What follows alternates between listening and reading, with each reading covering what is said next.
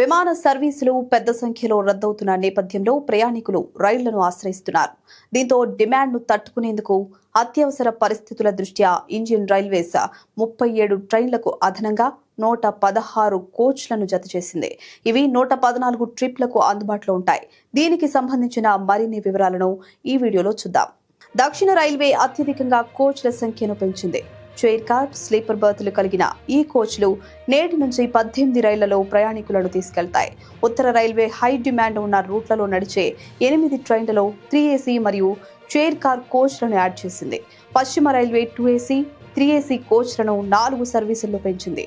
తూర్పు మధ్య రైల్వే రాజేంద్రనగర్, న్యూఢిల్లీ మార్గంలో నడిచే రైల్లో 5 ట్రిప్లకు 2AC కోచ్లను అడిషనల్ గా ప్రవేశపెట్టింది.